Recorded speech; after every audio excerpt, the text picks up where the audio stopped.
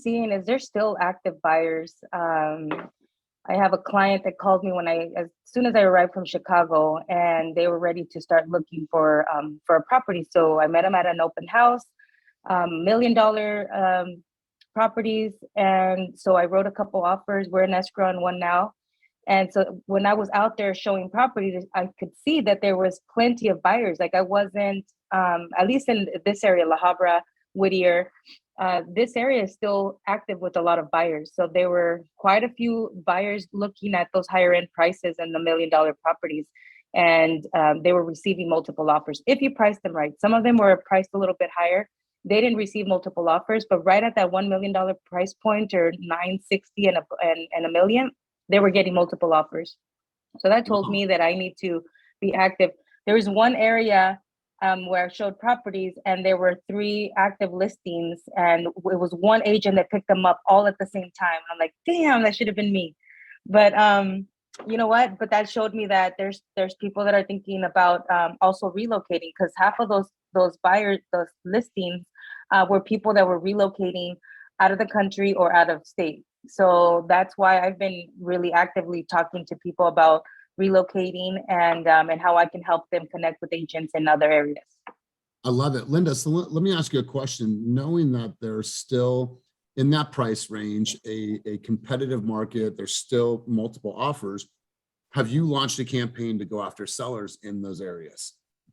Yes, actually, I'm waiting for some new postcards so that I can start. I started door knocking already with the postcards that I have, but I have some that are just targeted more specific on that area that they're in, and Nice. and so that's what I'm going to be doing in the next couple weeks. So Linda, a quick question on that. What do you say? So I'm in La Habra. I have my house. I've been in my house for 20 plus years. I bought my house for, let's say, 450,000, right? Back in the days. Like, I'm sitting on tremendous amounts of wealth right now. Like, what do you say? What is that marketing? What does that sound like when you're approaching consumers and trying to look for listings?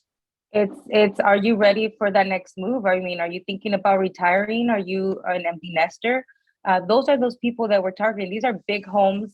Their children are no longer there, so they're going to be thinking about putting their retirement in. They're going to start thinking about what's my next step. And so that's what my approach is: are you thinking about retirement? If so, where do you want to retire?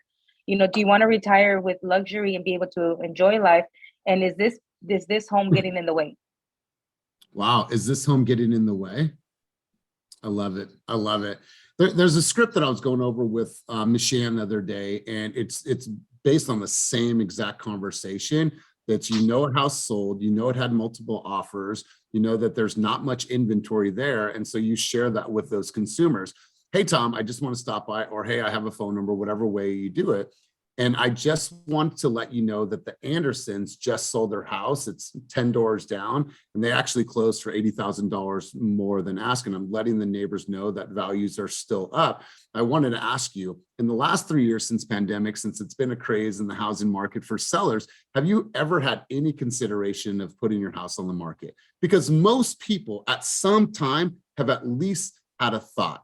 And Linda, if you were to put your house on the market, where would you go next? Oh, well, we want to go to Arizona. We want to go do that. Okay, so when was the last time somebody shared with you what the actual value was of your home?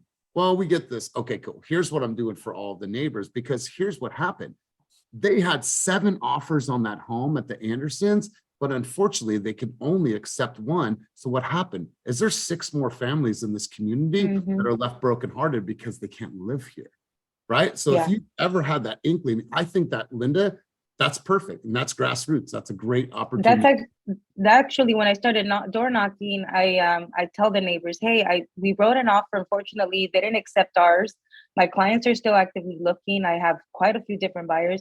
Let me know if you change your mind about listing, or if you're considering it, because I do have active buyers now. And Solid. Just to get the conversation going. And Linda, walk us through a little bit of the production. What did you do? Was last year your first year, or was it your second year last year? No, I've been in real estate for 18 years. Last year was one of your biggest years, excuse me, if I'm remembering correctly. Yeah, the past 3 years have been really big for me.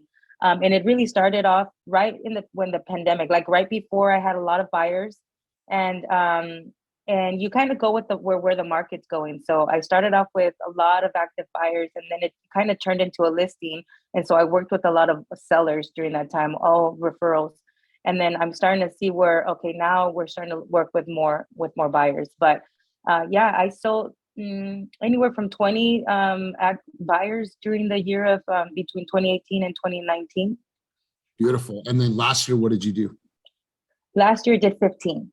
So, but you know, it was still they were in the higher price point too. So last year was different because I was working with some buyers, but my they were no longer my first time home buyers. They were actually move up buyers or buyers that had a little more money to put down because we're in that that competitive market. So I didn't have as many buyers because they were in the higher price point, but I did still do